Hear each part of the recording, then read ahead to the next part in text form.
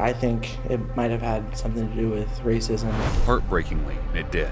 This is Dajerria Becton. In 2015, she was slammed to the ground by an angry cop named Eric Casebolt. But there had been warning signs against Casebolt, yet no one did anything to prevent him from attacking these innocent teens. The incident escalated to the point where people thought they were going to get killed for a pool party. Why was Dajerria attacked so viciously? Is she okay now? And how does this event sit in the context of police brutality and racial injustice in the United States? We'll explore these questions and many more in today's video. It was June 5th, 2015 in McKinney, Texas, and lots of teens were happy school was almost out. In fact, a couple of teams were about to host an end-of-school year party. Tatiana and Ariana Rhodes had invited their friends to a pool party in their upscale neighborhood, Craig Ranch North. So that afternoon, a few dozen teens gathered for a cookout, a swim, and lighthearted fun around the pool. But not everyone was happy about it. Some white adults at the pool noticed a group of black teens coming in and asked them if they had pool cards on them. Minutes later, the adults rang up the police, claiming there were teens crashing the party. But that couldn't be further from the truth. We were there for a good 15 minutes at least, and then a worker came over and asked us to see our pool cards. And he said there could only be 2 people per pool cards because you need those to get into the pool. John DeBacari was one of the many teens invited to the party that day. Ironically, only a few teens were stopped and checked for pool cards, and all of them were African American. Well, we had never heard that rule before because I've lived in Craig Ranch for 2 years and no one's ever abided by that rule before. So we didn't believe that that's actually how things were working. When Jada and her friends dared question the guard, the situation escalated until a white woman started a fistfight with them. Enraged, Jada questioned the guard's racial bias. So then we kept telling him, what about the other people at the pool? Because most of the other people at the pool were Caucasian. We asked him if he asked any of them about it. Minutes later, the police were at the scene with information that a group of teens were crashing a pool party. 3 police officers arrived. 2 surveyed the area, while 1 seemed to go after every black teen in sight. Within seconds, it got bad. The video of a white police officer forcibly pushing a black teenage girl to the ground that's gone viral has sparked national outrage. Many see it as the latest example of excessive force by police. As the teens were defending their right to attend that party, Officer Eric Casebolt thought nothing of grabbing a girl and slamming her to the ground. 15-year-old Dajerria Becton was just standing there wearing just a bikini. Casebolt's reaction was shocking to everyone watching. It almost looked like Casebolt could break her neck if he pushed any harder. Within seconds, friends came to Dajerria's aid. Yep. As soon as 2 boys attempted to help Dajerria and warn the cops he was hurting her, he pulled the gun on him. Just to clarify, the police are not supposed to pull out their guns unless their life is being threatened. This officer was threatened by a teenage girl in a bikini.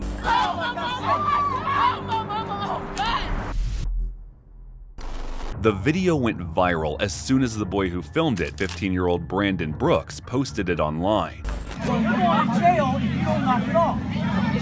10 million people watched the video in just a few days. Needless to say, it caused a lot of uproar online. White kids, black kids, no kids. Nobody should be treated like that. Nobody should be manhandled like that. As Stephen Anfield tweeted, A police officer who feels threatened by a teenager in a bathing suit might need to reevaluate their career choice. Shockingly, there were also people defending Casebolt. If you obey the police, it doesn't usually happen. I think he did what he thought he had to do to control the situation. Tell that to George Floyd and to the thousands of usually African-American kids killed by police officers in outrageous incidents. According to Jada, this incident was no less racist. When she asked Casebolt what was happening, he accused her and her friends of crashing the pool party. When she literally pointed out that there were white teens doing the same, he just ignored her.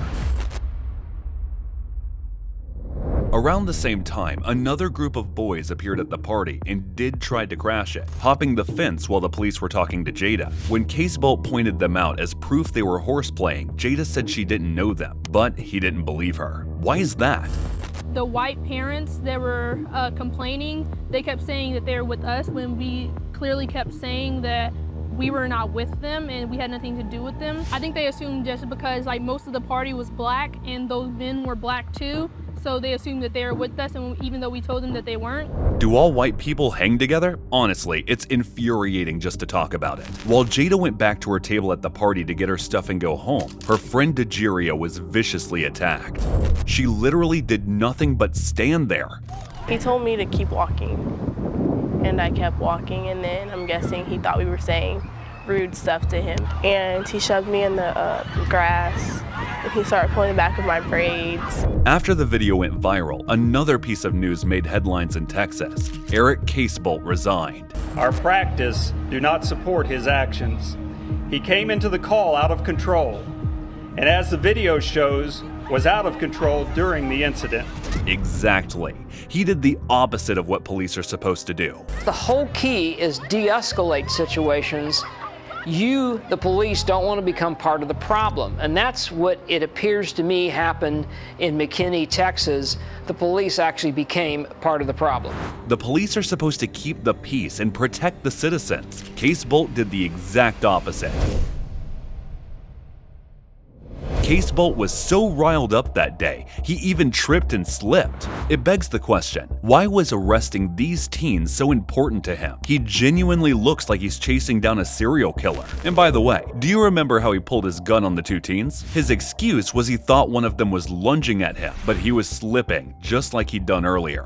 It looks like I'm lunging towards the officer, but as you can see the incline, I slipped, because I got bumped into twice accidentally. 18-year-old Adrian Martin was arrested for escaping arrest, but he literally had a gun pointed at him for trying to help his friend. I was thinking I'm about to get shot. Is this it? And that's why I started running. This is unfair on so many levels, and yet Casebolt was complaining about running around in heavy equipment and cursing at the teens. Y'all make me run around here with 30 pounds of goddamn gear on the sun? Because you want to screw around out here? I just don't see in that scenario where the police were in harm's way or that the kids were harming anybody else. And here's another sobering fact. If the incident wasn't filmed, Casebolt would have probably continued to do this to other innocent people too. Brandon, who filmed 7 whole minutes of Casebolt being disgusting, confirmed he thought it was all racially biased. It's just putting random black kids on the ground. I was like one of the few Caucasian people at the party. I think it might have had something to do with racism. Yeesh. And when the gun came out, Brandon was sure he was going to witness one of the worst cases of police brutality in the U.S. At that point, my heart did drop, and I was scared that someone was going to get shot and possibly killed. So I knew I had to keep on filming, I got really scared when he pulled out his gun. Well done. This is the only thing we can do to help each other and help end police brutality. By filming a cop when they manhandle someone, you make them accountable for their actions. Anyone would be less tempted to be brutal if a camera was on them. The more people across the country doing good and making more protests, the more my community and other communities will do the same, just simply because other people are doing it. 2 boys named Isaiah and their friend Dijon had a nasty run-in with a cop in Baytown in June 2020. Because he's black, huh? I didn't do nothing. Your cousin in public. Put your hands behind your back. As he filmed, the incident got pretty violent. Put your hands behind your back. And if you don't get back, I'm going to break your shit. It was the same story. If one of them hadn't filmed it, the cop would have simply gotten away with it. I was confused, but I was enraged at the same time. So I had to use my mind, take a step back, and keep using the camera that I used, and that's how we got that video out like that. Isaiah perfectly explained why we have to film these incidents. Normally it's supposed to be, he says, she says. But if you say something and the officer says something, it doesn't go that way. It's the officer says something and that's it.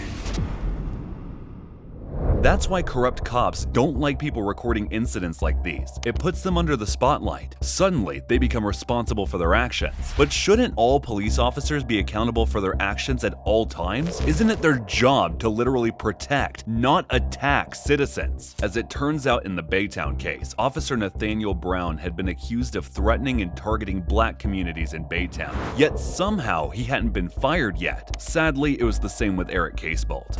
The way he acted, this wasn't the first time. He has a demeanor about himself to where he seems to be hothead, and thank God it was a camera. Indeed, back in 2007, Casebolt had been accused in a federal lawsuit of racial profiling and excessive force during a drug search. He and his colleagues man's head against the trunk of his car while they were searching for drugs. They did find drugs that day, but that doesn't warrant hitting the suspect. The judge and jury will decide someone's punishment, and it's never physical, not since the Middle Ages anyway. Officer Casebolt resigned shortly after Brandon's video went viral, but to Dajerria, that was not enough. I was terrified, like what he was gonna do to me. I was just really shocked and confused. Those are the feelings of trauma. It's very likely Dajerria will live with PTSD for the rest of her life, and she did nothing to deserve it. What Eric Casebolt did was extremely excessive and absolutely unnecessary and inappropriate. In June 2016, a year after being violently attacked, Dajerria and her attorney filed a lawsuit against Casebolt in the city of McKinney. On the one hand, Casebolt had never paid for his actions. Resigning? That's not really a punishment. On the other hand, the city was supposed to protect her. Instead, it traumatized her for life.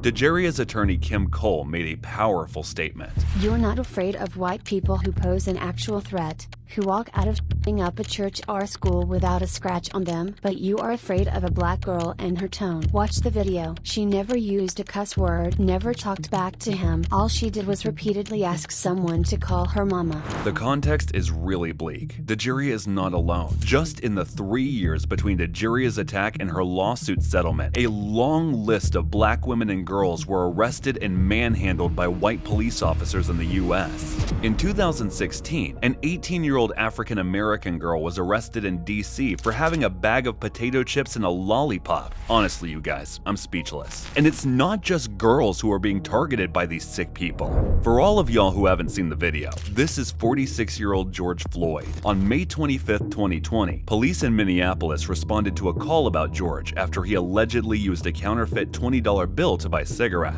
After the convenience store owners phoned the police about the counterfeit bill, 4 officers confronted George while he was inside his car with a few companions. A few seconds later, one of the officers pulled out a gun and ordered him to come out. It's unclear why. Stay in the car. Let me see your other hand. I'm sorry. Let me see your other hand. Please, both hands. Do nothing.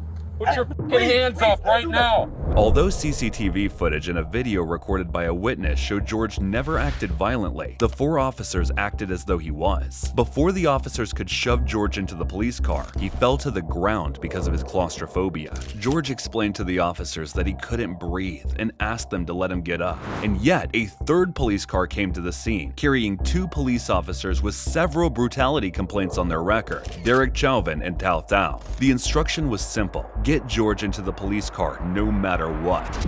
Chauvin first shoves George into the car, then pulls him out onto the street. Again, it's unclear why this happened at all. What followed is simply chilling. All officers were putting pressure on George, who was lying face down after complaining he couldn't breathe. You can hear him struggling to talk and breathe. Please.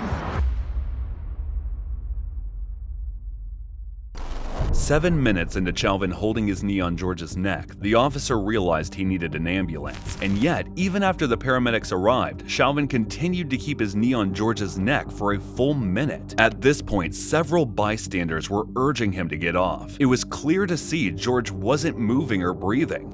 You think that's okay? Check his pulse. Check his Check his pulse. Check. The man ain't moved yet, bro. When the ambulance arrived at the scene, it was too late. George was pronounced dead due to the cardiac arrest an hour later at the hospital. Up to 26 million people participated in the 2020 Black Lives Matter protests in the US, one of the largest movements in US history. Derek Chauvin was charged with second-degree murder, and the other 3 officers were charged with aiding and abetting murder. Just like in the previous cases I mentioned, Chauvin had an ample record of police brutality and racial targeting. Why don't the police do their proper checks on their employees? George Floyd is one of the most shocking stories of recent police brutality in the US, but sadly, he's not alone, and many others are attacked for no reason across the country. Dajerria's story had a sort of happy ending. However, age 18, she confirmed she still suffered from PTSD because of the incident, as well as backlash from ongoing publicity around her case. In 2018, her attorney hosted a pool party for Dajerria just to cure her fear of swimming. She hadn't been swimming once since the incident. Thankfully, though, she managed to settle a lawsuit against Casebolt and raise awareness about police brutality in Texas. The case against 18-year-old Adrian was also dropped days after the incident. And while watching the press conference about Officer Casebolt's resignation, Adrian learns all the charges against him have been dropped. That case has been dropped.